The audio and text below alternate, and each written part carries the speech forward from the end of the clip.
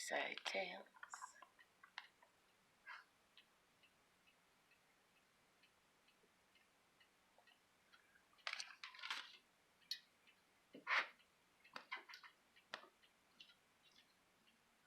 Hello, I'm Merlin Malilly. Welcome to my fireside, where I tell tales of weird things and reincarnation.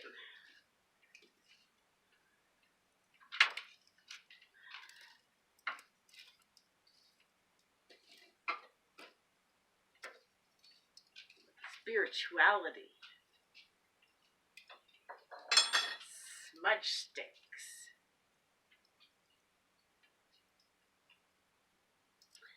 Last week we smudged and grounded.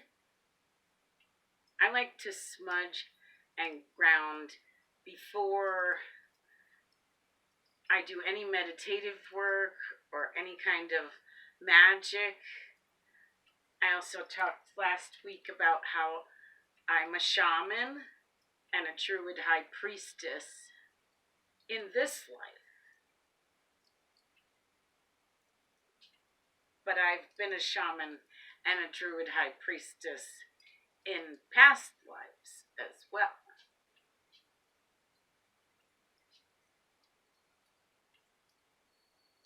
There's connections, these threads that I keep finding that connect each of my past lives to my present life. And I'm learning from them. So I thought I'd share with everyone what I'm learning.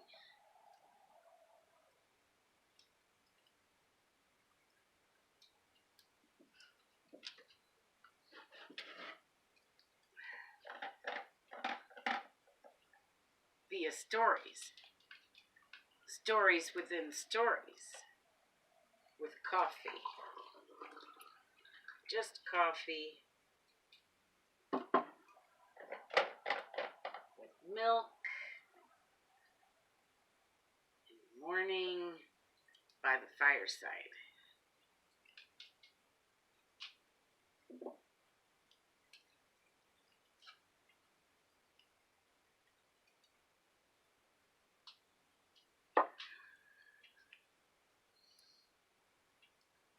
So, smudging, this is sage.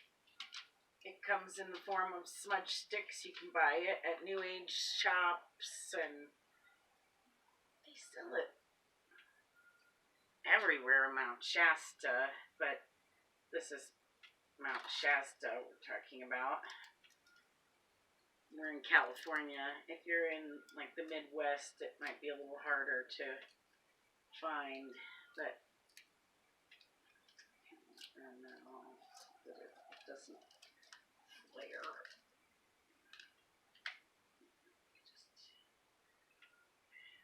This is California, so we also are very careful with our fire. So if you're outside, please make sure you have plenty of water to put that fire out in case it goes where it's not supposed to. I keep mine to my fireplace. I keep water on the fireplace in the kettle, and I have this little water because I was knowing I was going to demonstrate the smudge stick here. So we're going to try to make less of a mess and demonstrate the smudge stick. I think I have to use the fire to light it because it was wet. It's hot. Maybe I can't do that. Wet. Nonetheless, you get your smudge stick lit if it's not wet, and you use it like an incense, but you want to smudge your spirit, your aura with it. Get yourself all cleaned up. I like to smudge carefully with water. I'm just going to put this out now. I like to smudge and ground before I do any tarot work, any rune work. I read runes, I read tarot. Before I do any shamanic work, I'm a shaman. Before I do any druid meditating work, I'm a druid high priestess. Before I do any spiritual stuff, I try to smudge and ground. I'm going to take my shoes off to ground, and I'm going to ground with you. Well, I'm going to ground for you, and maybe, you could ground too. And then we'll all be grounded. This is how you get a positive reading, the most positive reading you can possibly get from the multiverse. I read for myself, primarily. I don't really read for the public anymore. And initially I didn't read for the public. I learned how to read tarot and runes just to read for me, so I could understand things better. My dog is chewing on his bone over there, and I don't know if it's making extra noise on the on the recording, but if you hear something strange that kind of sounds like a pig oinking, it's Bear. He's chewing on a bone over there. Nonetheless, dogs are a thread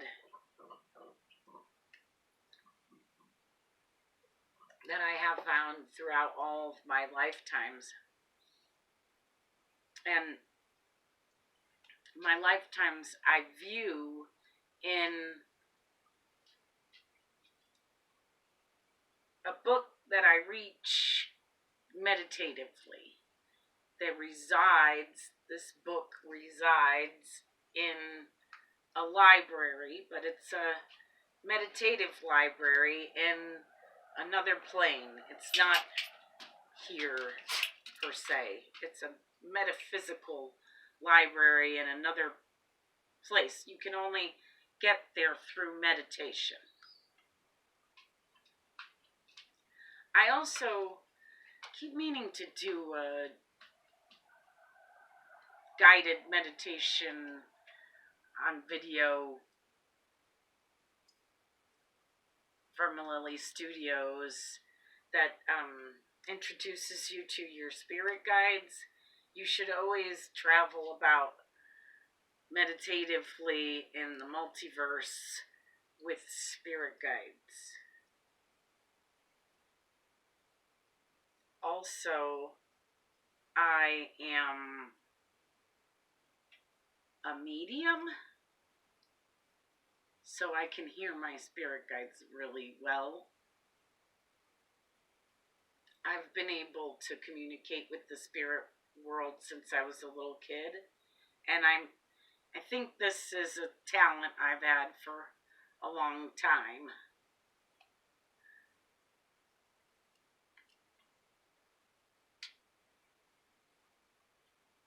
I'll get to that.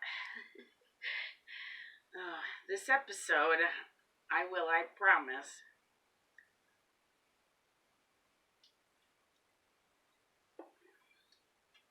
So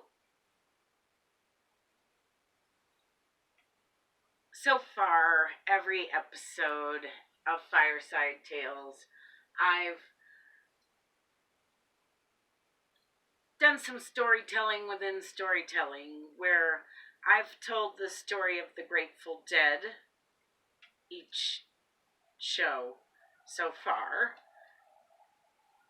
so as to teach and enlighten people about reincarnation, and to illustrate that thread and connection in each of my lives for whatever reason. because I believe I was, in my last life, my very last life, the one right before this,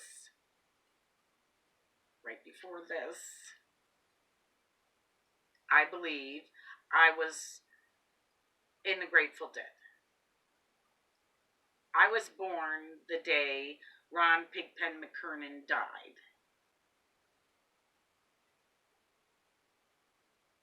This body, a little tiny baby girl born. His body died.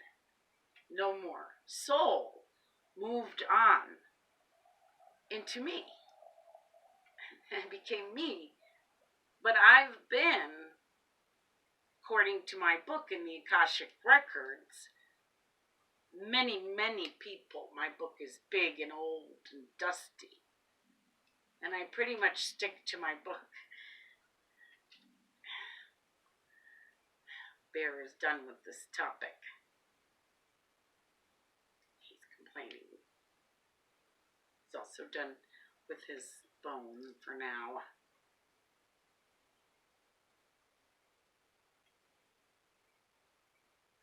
Dogs. I believe I've always had dogs.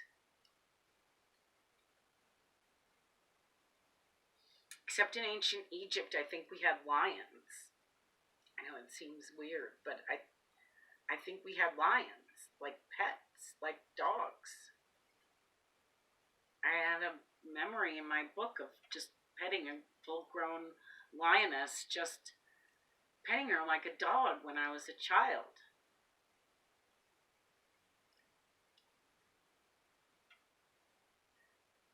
But other than lions, all my life seemed to have dogs in them. Pigpen included. He had dogs. He had a lot of dogs.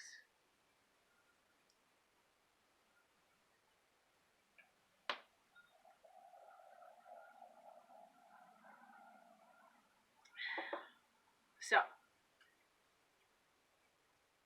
the Grateful Dead got their name from a Funkin' Wagnall's dictionary, which was defining a story from the Tibetan Book of the Dead that is about reincarnation. And it's a Buddhist story. The Buddhists believe in reincarnation. I am a firm believer in reincarnation. I've taken you back to the first page of my book where I brought you to ancient Peru, and then we went to I started in ancient Peru, and then we went to ancient Tibet, and then we went to ancient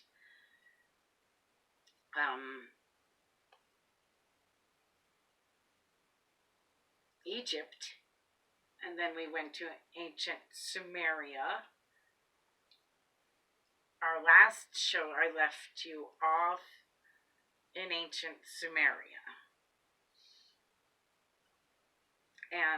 Or I left off with you in ancient Sumeria. But now, I didn't ground, did I? I'm going to ground, and then I'm going to tell you the story of the Grateful Dead. As I heard it, from a deadhead, which I am, which is strange for my age, my generation. I mean, there were a good amount of us that were into the Grateful Dead, but I was born in 73. Most of the girls around me when I was 12 were into Madonna and U2. They were not listening to the Grateful Dead. I was listening to the Grateful Dead.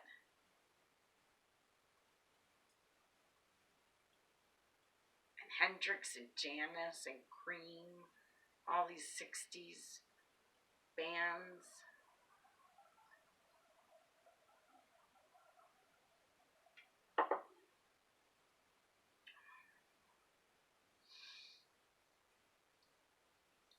So, grounding. almost forgot. I took off my shoes. We didn't ground. So you want to blow out all the negative and breathe in positive. I blow out through my mouth and I breathe back in through my nose. And I like to be barefoot so as to commune with the earth. If you can go outside and actually commune with the earth, that is a quick way to get to positive thought. So I blow out all the negative.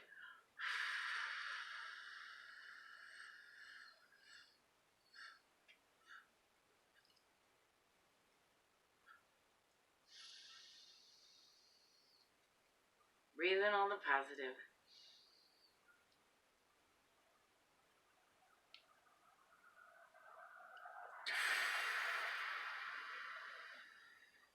Till you breathe out positive.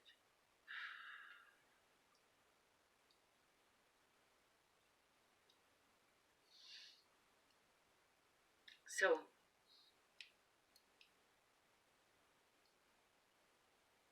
now I shall tell the story of the Grateful Dead.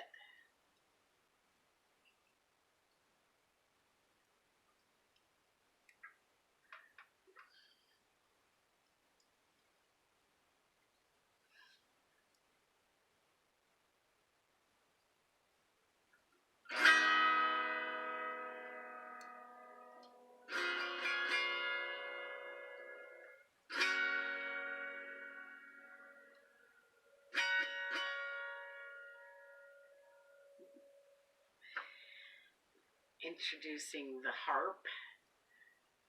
Well, I've played it before. I played it for our Ancient Egypt episode, and now I'm going to play it for this episode. Another tradition I like to have on the show is playing the song Deja Vu, story within a story, tale within a tale. I like to play the song Deja Vu at the end of the show, so I'll share that with you later on the harp. I do it differently every week. I haven't done it on the harp with the harp, mouth harp, and auto harp.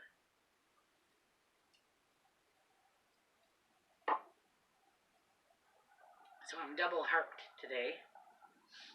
And, okay. The story of the Grateful Dead. As it was told to me by a deadhead, which I am, by a fire, which I am. Once there was a traveler.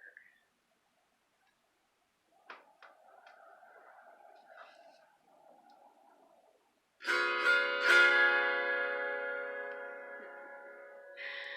don't know why I want to use the harp for this today, but I do. So, you're getting it. Once there was a traveler, and he was traveling, and he happened upon a village where what seemed like all the villagers were crowded around this one dead body. And they were arguing.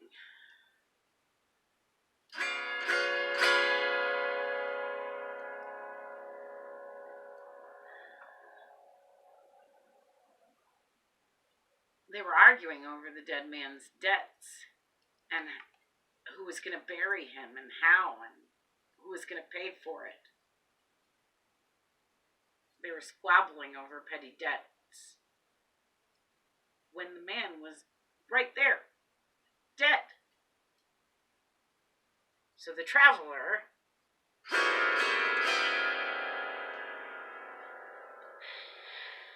was appalled by this scene of atrocity before him. And he decided that he didn't want it to go down like that anymore. So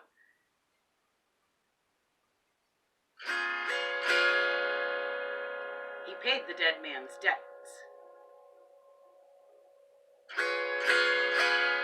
And he paid for a proper burial.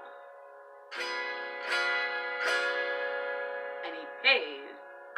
Oh, no, he didn't pay. He didn't pay to pray.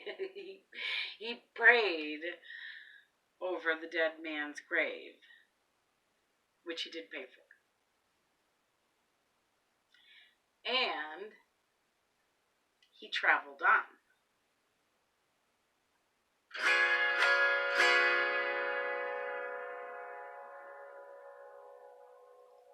For many years, decades even. And then one day, he happened upon a life or death scary situation.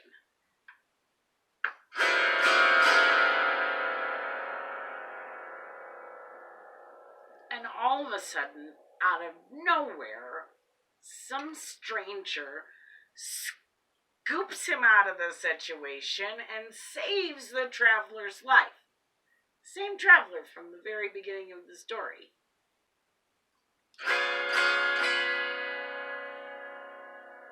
The traveler is like,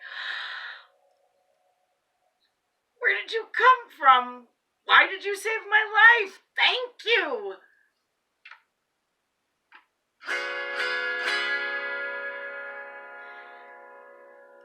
And the stranger says, simply, I am the Grateful Dead.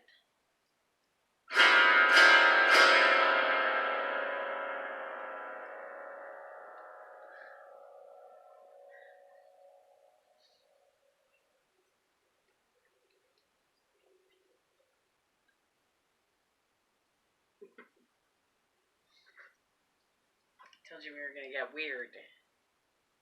Get weird here. It's kind of what we do. Get weird and drink coffee.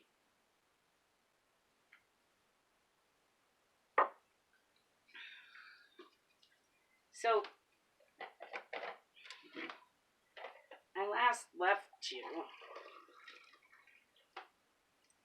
at Darius.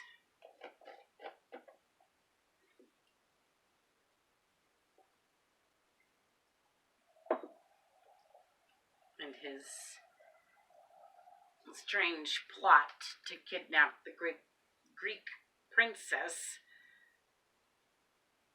having been foiled and him having been murdered.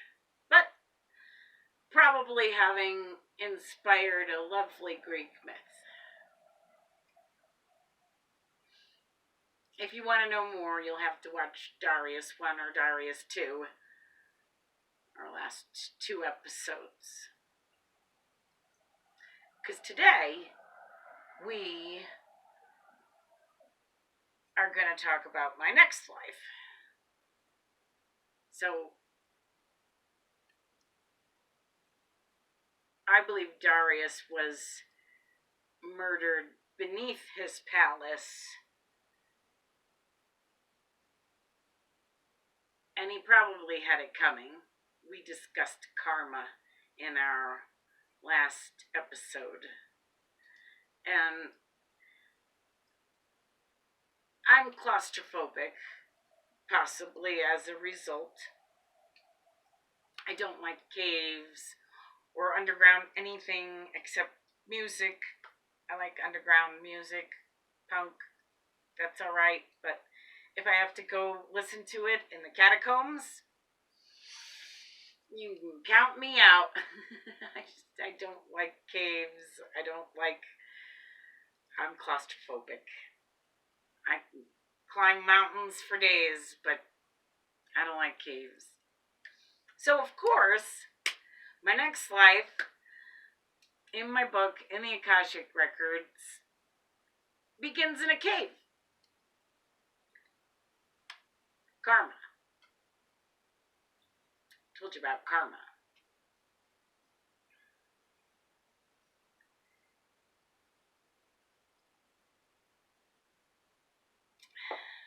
So the cave is in Sumeria.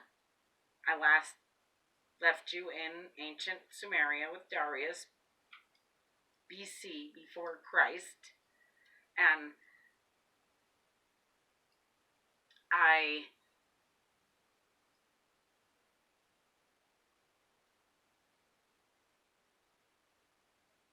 picked back up in Sumeria in a cave where I was raised by priests and priestesses. I don't really recall having a mother or a father. So I don't know how that came about. Everybody that was around me was a virgin. Sex was not a thing. It's definitely something that I remember. I didn't know anything about sex from these people. This was not it was not a thing. We were all virgins. No one was having sex with anyone else.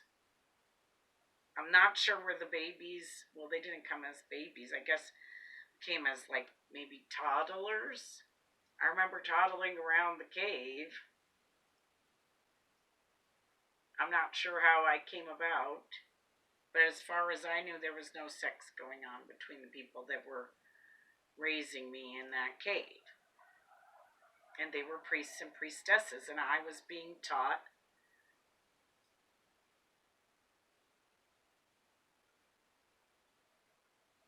as a priestess. I was being trained as a priestess in what I guess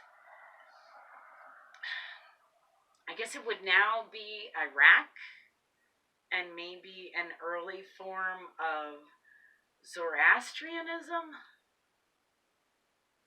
There was definitely fire in a cave involved. Ceremony, lots of ceremony. Fire, ceremony, candles, ceremony, lots of ceremony. Ceremony, ceremony, ceremony.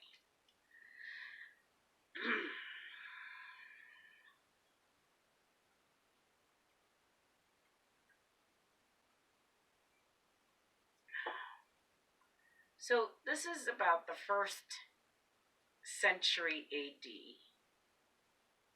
Now, in my book, I've discussed this before, there seems to be a watermark. When time reset, specifically, when it went from BC to AD,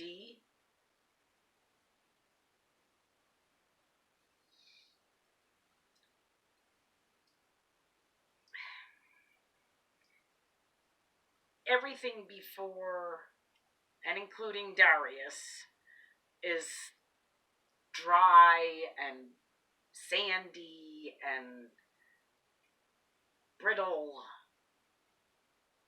and everything after Darius is wet and muddy and solid.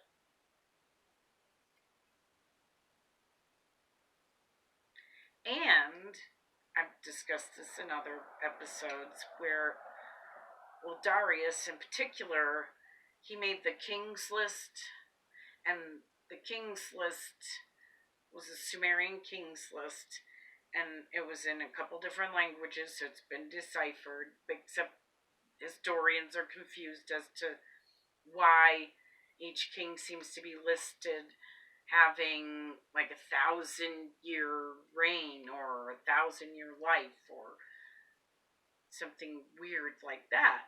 And my book in the Akashic Record seems to say the same thing, in that before the flood, everything was dry, and after the flood, everything is wet, and before the flood, in the dry parts, my lives are further apart. And I double checked and triple checked and quadruple checked to make sure that I wasn't just missing something. Did page stick together? Did something go wonky?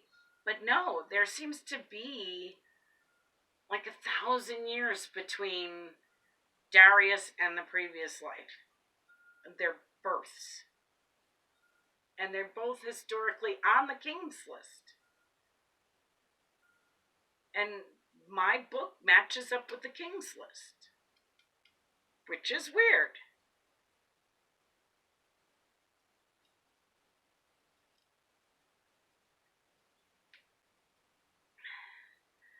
But nonetheless, I'm in about the 1st century AD in my book here, in my past lives, and I'm talking to you about how I was raised and trained as a priestess in what is now Iraq, ancient Sumeria, in a cave, and I guess I was probably about 12. I was young when I was kidnapped by the Greek, which is kind of funny and ironic, given that if you look back as to who I was prior and what I did prior, karma came back around.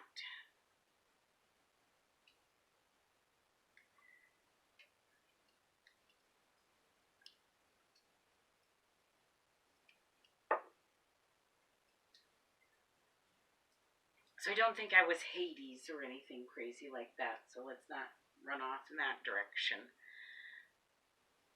I think I was the Oracle, because I was kidnapped by the Greek and taken to Delphi, where I was forced to tell kings and queens and princes and princesses and noble people from all over the world their fortune, which wasn't really what I was trained to do. So they used to have me breathe in these ethers. I think it was ether. Seems like the effects were similar to that of ether. And then they would get stuff out of me that I didn't necessarily want to give because I was basically unconscious. But I was trained to foresee the future, so I knew how, and I could. It's not really something one wants to be forced to do to a line of people, which is why she limited it.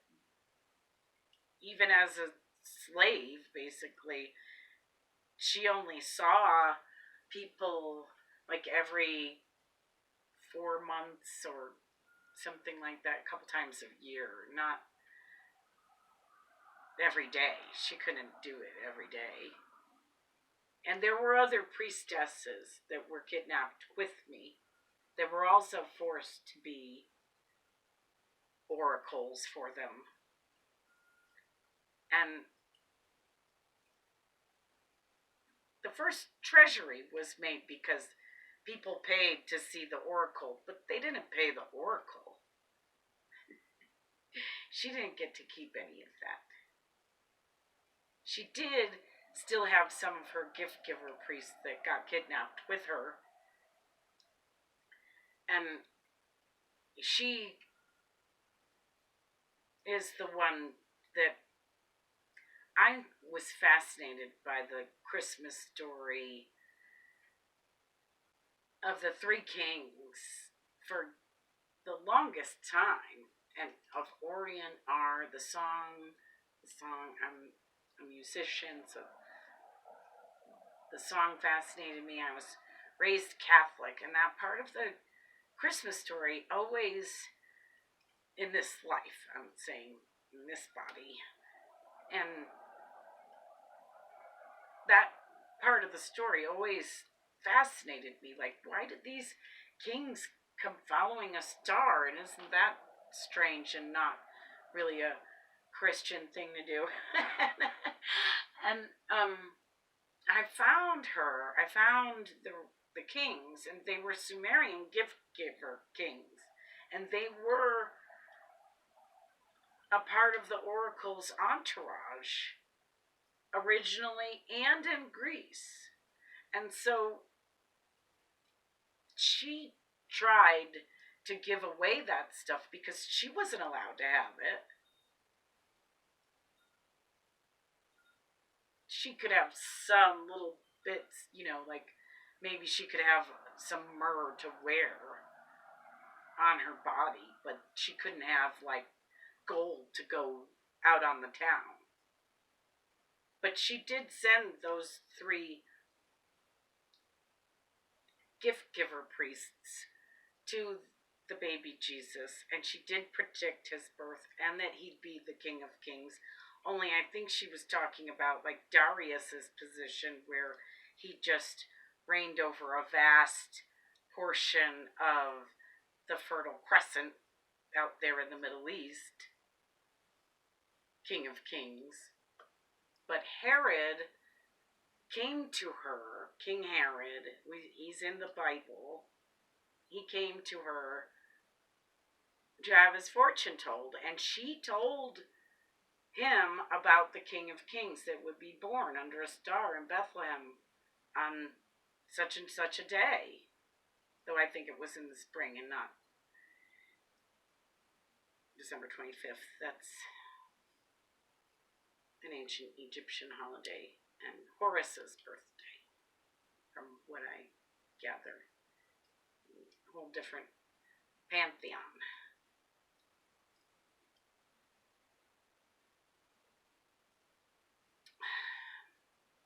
Nonetheless, Herod, upon hearing this misfortune, whatever, he took it badly. He didn't want to hear that. So he ordered all the baby boy infants killed in the country or in his area. I don't think he was a king of kings like Darius. He was just a little king of a Jerusalem or that Bethlehem or that area around Bethlehem. So she sent her gift giver kings, who were also priests, out to Bethlehem from Greece. Well, and she told them to follow the star and told them what time of year it was and told them, in Bethlehem. And that's a pretty specific spot. Look around in a manger, you'll find a baby who's just been born in swaddling clothes. And they did. They found the baby there. So it's funny that, I've always kind of dogged the innkeeper for putting them in the barn. Like, if I was the innkeeper, I would have given them my bed, and they, I slept on a couch and on the floor. This woman's in birth, or in labor. We have to boil some water and get some clean towels. No, like, you don't put her in the barn. Anyway, but if he didn't, then the priests wouldn't have found her. They wouldn't have found the baby Jesus. And what they did was they scooped him off to Egypt to save his life. This is historically true. They saved his life by raising him in Egypt, of all places. And then, when Herod died, Jesus emerged in his 30s and went back to Nazareth and registered and everything with the state. But he had been hiding from the king because Herod ordered all the babies born in the area to be killed because of him. Because the oracle said he would be King of Kings. And look how kingy he was and is still to this day. She was right.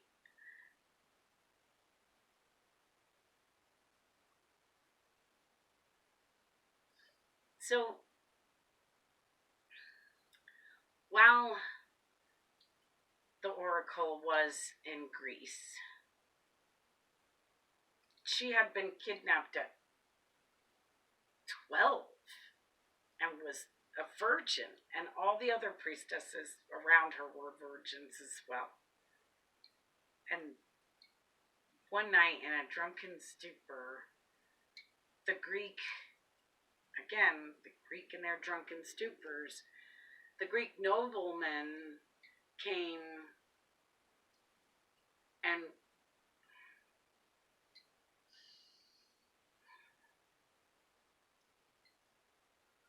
we didn't know anything about sex. We didn't even know what it was. We didn't know it was a thing. And these men raped us. And then they went about telling the tales that we were whores. We didn't even know what that was. How were we whores?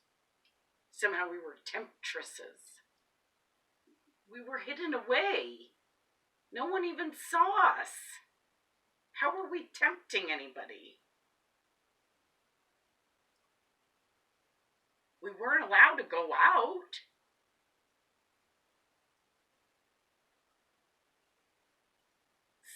Those kind of things, they leave like a mark on your soul that you don't forget. And if you hear somebody tell the story wrong, you just go, no, that's not how it went down. And you just know. You know what the truth is. And of course, that's not how the Greek nobleman told the story.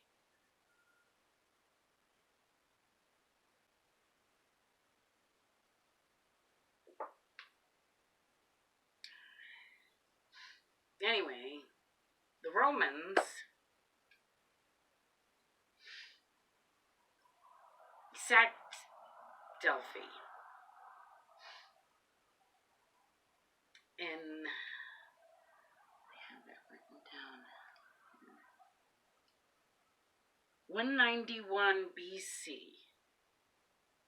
So this is before the flood, before Christ, but it's after Christ.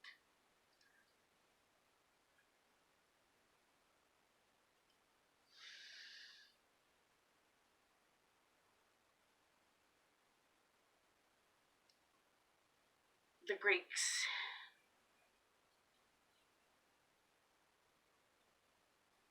sack the city, they burn it. Or the Romans, sack the Greek city of Delphi. They burn it to the ground. I have a friend who was also kidnapped as the oracle in my past life. I have a friend who was also kidnapped, who was an Olympian, an athlete there in Greece, ancient Greece. And he was a Roman, and he knew I had been kidnapped, and we were friends. And he, in the middle of this attack, this battle of whatever it was called,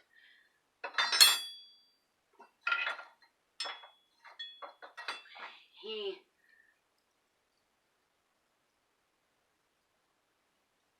puts me in this weird little shed thing.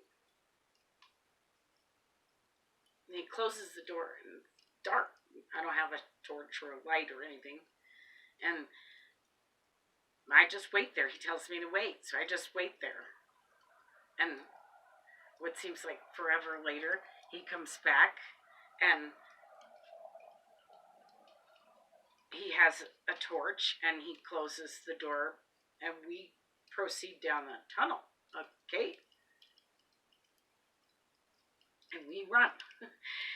And we make it down this path to the water where we get in a boat. And I don't know if this boatman would just happen to be going to Scotland and that was how we got there, or if there was a plan to go to Scotland, but I went to Scotland.